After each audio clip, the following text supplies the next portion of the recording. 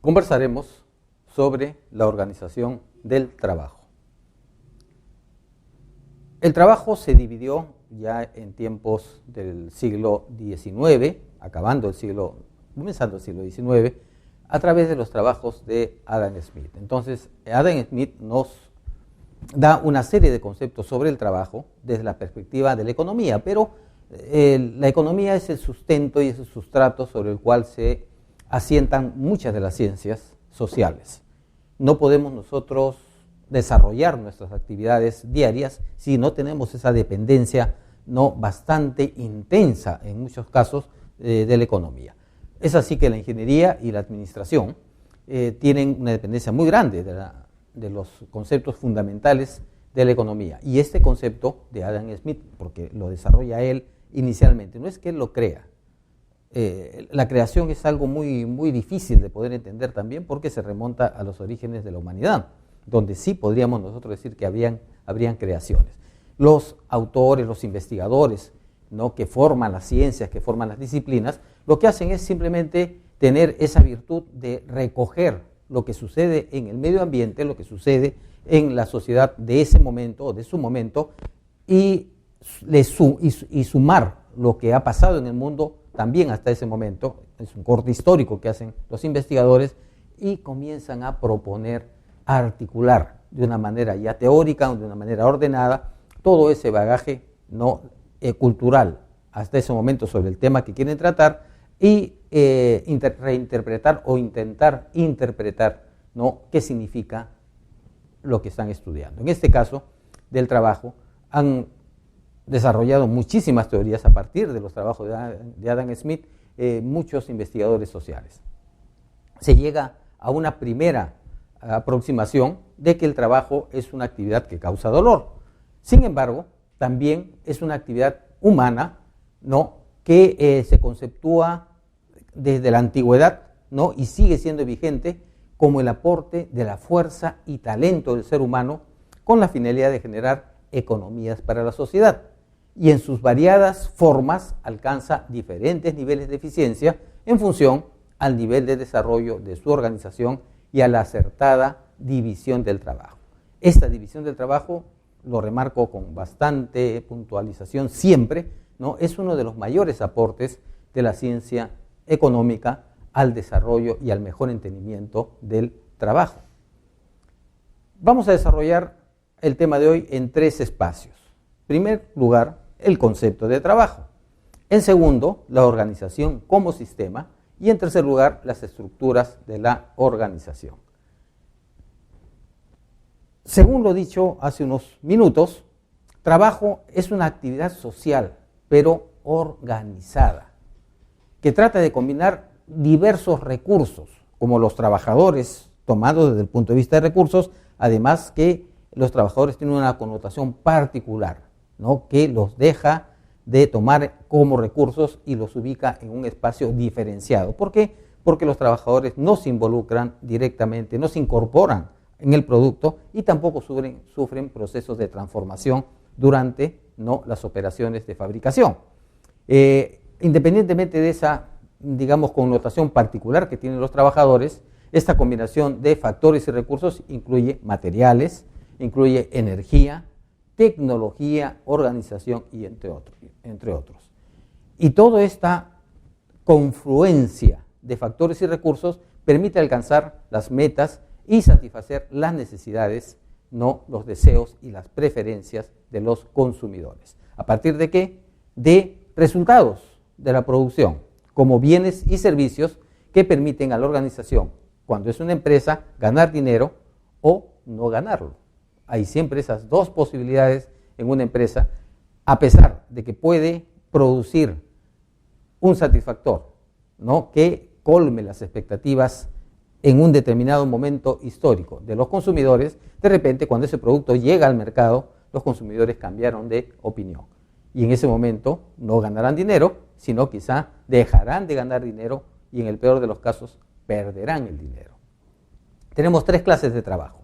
Trabajos para obtener productos naturales, trabajos para obtener productos elaborados, manufacturados también se les denomina, y trabajos que prestan servicios. A estos trabajos, a estos 3 tipos de trabajo, les vamos a incorporar otro, que son los trabajos no remunerados, los trabajos que no tienen una correlación con el dinero, de manera directa por lo menos. Para ver este tipo de trabajo, vamos a ver lo siguiente. Para obtener productos naturales, como por ejemplo leche, ¿no?, que está digamos, en el espacio mediático en estos últimos tiempos porque están produciendo la leche sin utilizar leche, es algo curioso, pero así pasa a veces en las economías. La carne, por ejemplo, el pescado, la madera. Vamos nosotros a necesitar de algunos profesionales y algunas profesiones, como los agricultores, por ejemplo, los ganaderos, los mineros, los pescadores. Entonces, para poder obtener productos naturales, tenemos que ir al campo. Y en el campo vamos a encontrar productos como leche, carne, pescado, madera. Y los que van a organizar esta producción van a ser un conjunto de profesionales adecuados a ese tipo de producto. Pero tenemos otros productos, ¿no?, como los productos elaborados o manufacturados, como por ejemplo el pan, ¿no es cierto?, los autos, los quesos, los muebles. Para producir este tipo de satisfactores, nosotros vamos a necesitar el concurso de algunas profesiones, de algunas técnicas, algunas tecnologías que provienen de las ciencias o de las disciplinas. Y entonces, para producir pan necesitamos panaderos, por ejemplo. Para producir muebles necesitaremos carpinteros. Para producir quesos, quizá algunas herramientas, algunos instrumentos, necesitaremos artesanos, ¿no? Y para producir carros, para producir vehículos, herramientas, también maquinarias, necesitamos industriales. Bien, hay otro tercer grupo de trabajo, que es la prestación de servicios, como por ejemplo, servicio educativo en los colegios, como por ejemplo, servicio de venta al menudeo en las tiendas, como por ejemplo, la intermediación financiera en los bancos, como por ejemplo, la prestación de servicios de salud en los hospitales. Para esto necesitamos el concurso de profesiones también, como los transportistas, por ejemplo, para los servicios de transporte, como los comerciantes para que atiendan en las tiendas, en las farmacias, en las herrerías, en las panaderías, sanitarios para que se encarguen del trabajo de salubridad en los hospitales, y profesores, ¿no?, para que transmitan conocimientos en colegios, institutos, universidades, etc. Pero también les mencioné que habían trabajos no pagados, y son trabajos a veces muy intensos y a veces son poco reconocidos, no solamente por la sociedad, sino poco reconocidos por aquellos que reciben este tipo de trabajo. Y son los trabajos de las amas de casa, por ejemplo, ¿no? Las amas de casa tienen un trabajo intenso, es un trabajo, pero que la injusticia va siempre por delante, y a veces o frecuentemente no se reconoce la importancia que tiene ese trabajo de las amas de casa. Hemos sido formados por amas de casa, ¿verdad? Entonces, en caso nuestro, tenemos conciencia plena de la importancia de este trabajo, que nunca fue remunerado, ¿verdad?, pero que tiene una importancia formativa, ¿no?, en la sociedad de primer nivel. Y el trabajo de los voluntarios, a veces es un trabajo totalmente impago, digamos así, y a veces tienen algunos tipos de beneficios colaterales, descuentos, tienen alguna subvención, no pagan, por ejemplo, pasajes en los servicios públicos, no pagan a veces en los cines, en fin, tienen una serie de ventajas que no tienen las amas de casa, evidentemente, que son los voluntarios. Voluntarios, por ejemplo, como los bomberos. Hemos visto en estas semanas, han habido muchos siniestros en el Perú y en Lima en particular. No ha sido solamente en Lima, ha habido también en el norte incendios. Y los voluntarios bomberos han estado ahí, ¿no?, trabajando, la comunidad los ha apoyado, dándoles algunos alimentos, algunos elementos para que puedan ellos seguir trabajando, pero no han ganado dinero, pero son trabajos, y vemos qué tipo de trabajo. No solamente es un trabajo, digamos así, mecánico, es un trabajo también de intelecto, de inteligencia, porque tienen que resolver problemas en ese momento. Bien, no solamente echar agua, ¿no es cierto? Y cuando hay desastres, por ejemplo, tienen que ellos encargarse de rescatar a las personas, ¿no? Es un trabajo bastante arduo, pero en general no pagado. ¿Cuál es el enfoque sistémico entonces de los procesos de administración en los cuales se desarrollan este tipo de trabajos. Tenemos que ver a la empresa en primer lugar como un sistema. Si es un sistema, es sinónimo de vida. Hay una vida de por medio, hay un movimiento, hay una vivacidad, bien hay una energía, que a veces no la entendemos, pero existe una energía que mueve todos los sistemas. Por eso es que el sistema es un sistema dinámico, ¿no es cierto? Pero además es un sistema abierto. ¿Por qué razón? Porque si nosotros tomamos como punto de partida a nosotros mismos, a las personas, nosotros somos un conjunto de elementos que interactúan entre sí para poder darnos esa vitalidad. Tenemos órganos, un conjunto de órganos, ¿verdad?, que armonizan de una manera, digamos, compleja, pero de una manera integral. Si es que alguna de estas partes del sistema humano falla, pues va a haber digamos así, todo un efecto multiplicador en todo el sistema. Bien, pero nosotros no podemos subsistir solos, no podemos subsistir, necesitamos en el ámbito social interactuar con otras personas, conversar, necesitamos nosotros para poder sobrevivir, tener acceso a bienes, a servicios, ¿no?, que satisfagan nuestras necesidades. Necesitamos nosotros interactuar para vender nuestro trabajo o para comprar un trabajo. Bien, entonces nosotros somos un sistema cerrado, pero hay fuerzas en el entorno, como les acabo de mencionar. El sistema cerrado más el entorno se conoce como sistema abierto, porque en el sistema abierto cualquiera de los elementos puede entrar y salir libremente, por eso se llama sistema abierto. Además, tenemos que ver a la empresa, además que verlo como sistema abierto, verlo como un sistema complejo, porque no solamente está conformado por elementos, sino que esos elementos en sí mismos que interactúan entre sí para formar un sistema, cada uno de esos elementos tiene una alta complejidad. No son sistemas o subsistemas simples, son subsistemas altamente complejos, bien, que en algunos desarrollos teóricos ya se les considera como sistemas, bien, pero si lo tomamos desde el punto de vista del sistema cerrado o del sistema abierto, conforman subsistemas, bien. Entonces, la empresa tenemos que verla como un sistema bajo estas tres perspectivas, que es dinámica, que es abierta y que es compleja. Las características fundamentales de un sistema, dentro de lo cual están los sistemas de producción, precisamente, por eso es que estamos tomando en cuenta esta característica, ¿no?, tiene como comportamiento natural tres aspectos. Se caracterizan por su globalidad, por su homeostasis y por su entropía. No son las únicas características de los sistemas, sin embargo, son los principales. Globalidad, cuando quizá con un ejemplo sea un poco más rápido explicar, porque en sí explicar sistemas es bastante complejo. ¿Qué cosa es globalidad? Globalidad, por ejemplo, nosotros subimos una escalera y nos golpeamos la rodilla.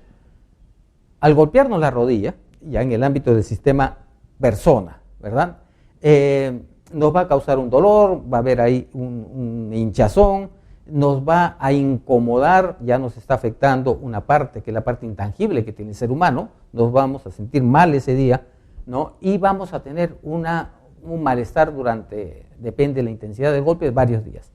Eso significa que un desorden, una alteración en una parte del sistema, en este caso mi rodilla, me ha causado una alteración en todo mi sistema. Esa alteración se llama globalidad, altera a todo. Sin embargo, a partir del cuarto día o tercer día, comienza a equilibrarse nuevamente el sistema. Esa recuperación del equilibrio del sistema se llama homeostasis. De repente no voy a quedar igual, de repente me va a causar ya, depende de la intensidad del golpe, algún malestar posterior. Pero que voy a recuperar el equilibrio, sí. Otro equilibrio, probablemente, otro equilibrio. No el equilibrio previo al incidente, ¿verdad? Pero esa recuperación del equilibrio, ¿no?, de la armonía del sistema, se llama homeostasis. Y las entropías, cuando dos personas, tres personas, ¿no?, incluso parejas, esposos, hermanos, amigos, ¿no?, están mucho tiempo juntos, comienzan a haber conflictos. Y lo vamos a ver, salgamos de nuestro sistema cerrado y vayamos al sistema empresa. Vamos a ver en el sistema empresa que los trabajadores comienzan a agotarse cuando están desarrollando tareas iguales, así, permanentes, todo el tiempo haciendo lo mismo. El aburrimiento, digamos así, esa ya baja del dinamismo es causado por las entropías. Energías negativas que se van juntando en el sistema y que lo convierten en un sistema pesado que poco a poco va perdiendo eficiencias. Sin saberlo muchas veces, simplemente por otra motivación aparente, como es que todos tienen que aprender muchas cosas, hay rotación al interior de las empresas. Pero digamos que en la explicación más filosófica, digamos así, del tema sistémico, esos cambios, esas rotaciones que se hacen de los trabajadores son para evitar precisamente, ¿no?, las entropías, para, digamos así, disipar esas energías. Es algo muy similar cuando, por ejemplo, en una habitación la tenemos cerrada. Llega un momento en que estamos ya con sueño, ¿no es cierto? Ya nos entra un poquito digamos así, de baja de energías. ¿Y qué es lo que tenemos que hacer? Abrir las ventanas, ¿verdad? Abrimos las ventanas y entonces toda la energía negativa sale e ingresa nueva energía positiva, que nos da nuevamente vitalidad. Entonces tenemos que el sistema empresa tiene estas características y es un sistema abierto, ¿no? ¿Por qué? Porque a partir del sistema cerrado más su entorno se configura en un sistema abierto. Las estructuras de la organización se ordenan, digamos así, en funciones y en actividades organizacionales. ¿Y esto cómo lo hacen? Generando áreas funcionales, puestos y niveles jerárquicos. Estos áreas funcionales, puestos y niveles jerárquicos van a facilitar la coordinación del esfuerzo entre todo el sistema empresa y de esa manera pueden lograr objetivos y metas organizacionales. Bien, ¿cómo nosotros ordenamos todas aquellas funciones, jerarquías, niveles de mando, ubicaciones del personal, de los departamentos en una organización? A través de lo que se llama un organigrama. Entonces, un organigrama no es más que la representación gráfica de la organización de una empresa o de la organización de una institución. Va a tener diversos agrupamientos de órganos. ¿Qué son los órganos? Los órganos son los espacios funcionales, los espacios en la organización en donde se realiza el trabajo, en donde se realiza una parte del trabajo, si consideramos la división del trabajo desde la perspectiva de Adam Smith. Esta agrupación de funciones en las empresas y en las organizaciones en general, sin necesidad que sean empresas, ¿no? Son, por ejemplo, los órganos de dirección, donde se toman las mayores decisiones. Son los órganos de apoyo, ¿no?, o soporte, son los órganos de asesoría, los órganos de control, ¿no?, y los órganos de línea, donde se genera el valor. El valor no se genera en ninguna de las instancias anteriores. El valor se genera en la logística, se genera en la producción, se genera en el marketing, se genera en las finanzas. Para poder ser eficientes, nosotros tenemos que tener un excelente órgano de dirección que nos dé la filosofía, que nos dé las metas que debemos alcanzar y que nos provea los recursos. Debemos tener órganos de apoyo, de soporte, como por ejemplo personal, contabilidad, para que nos ayude a tener los elementos necesarios en materiales y recursos para que nosotros podamos trabajar, para que nosotros podamos transformar una serie de elementos, ¿no?, de factores y recursos en productos. Tenemos que tener un apoyo jurídico, porque vivimos en una sociedad de derecho y los órganos de asesoría jurídica, por ejemplo, son sumamente importantes. Y los órganos de control, de tal manera que todo aquello que nosotros planificamos para la organización tenga un seguimiento permanente a lo largo de todo el ejercicio y al final nos diga, ustedes lograron las metas, o nos digan, ustedes no lograron el 100% de las metas y no han logrado el 100% de las metas por estas causas y las correcciones deben ir en este sentido. Bien, esa es la labor del órgano de control.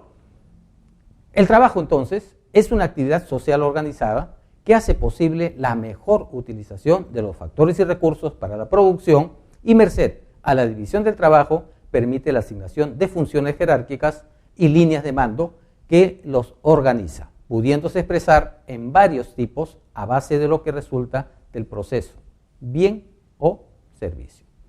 Lean a Aguirre, Rodríguez y Tuz en Organización y Métodos de Trabajo. Muchas gracias.